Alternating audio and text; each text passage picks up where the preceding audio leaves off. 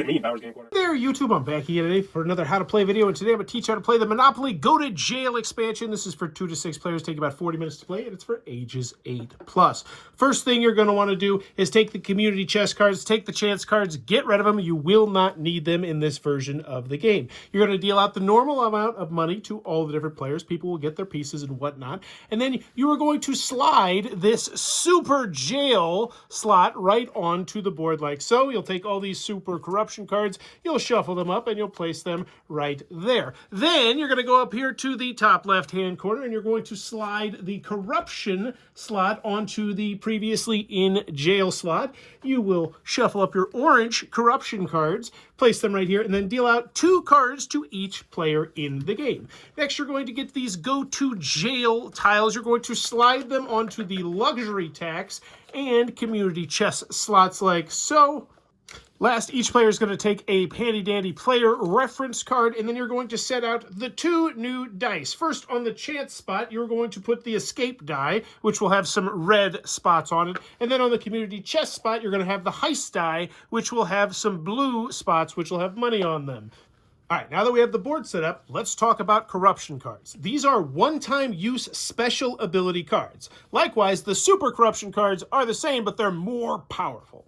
Now back to corruption cards. You can play these on your turn most of the time. Sometimes you can play them on other people's turns. Just read the text on the card to figure that one out. You can play as many of these as you want on your turn, and when you play it, you just do whatever the text is on the card, and then you'll put it down on the bottom of the pile. The big rule to remember with corruption cards is you cannot use a corruption card the same turn you get it. And if you get a card that lets you do something when it's not your turn, you have to wait until you've had that card an entire turn before you can play it.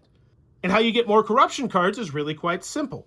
Anytime that you pass the corruption spot, you will collect one. Also, if you land on the corruption spot, you will get one. Some cards might let you get some. You also get a corruption card anytime you trade with or steal from another player. The chance dice, which we'll talk about in a minute, will let you get some. And you can also get some if you are in jail at the beginning of your turn. So let's talk about what happens if you're in jail and super jail at the beginning of your turn. So jail is its own special spot, just like super jail is its own special spot right here. If you start your turn on jail and you haven't been there for 3 turns, you have an option. You can either pay $100 in jail, $300 in super jail to get yourself out and roll the dice as per normal and just have a regular turn. Or you can just decide to stay in jail, not roll at all, and draw a corruption card. And you can do that up to 3 times. Likewise, you can do that in super jail.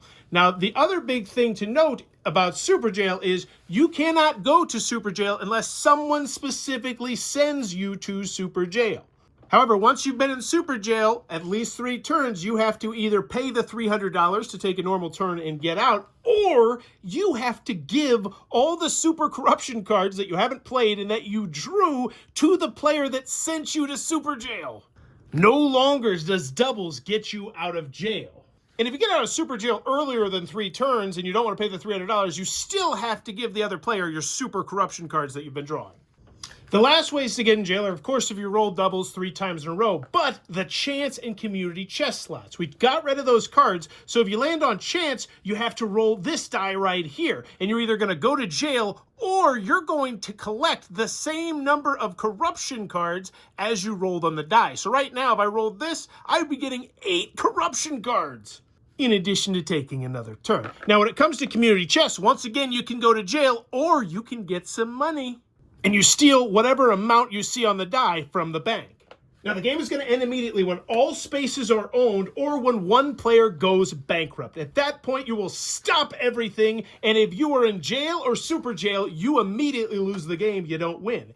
Everyone else is going to count up all their money, and then they're going to collect money from the bank, totaling the value of all the properties they have. So, for instance, Pennsylvania Avenue would get me $320. Waterworks would get me $150. So you get all that money, and then you're going to collect rent one last time for all your properties. And if you have houses or hotels, that's the amount you collect. So, for instance, on Pennsylvania Avenue with one house, I wouldn't collect the $28. I would collect the $150.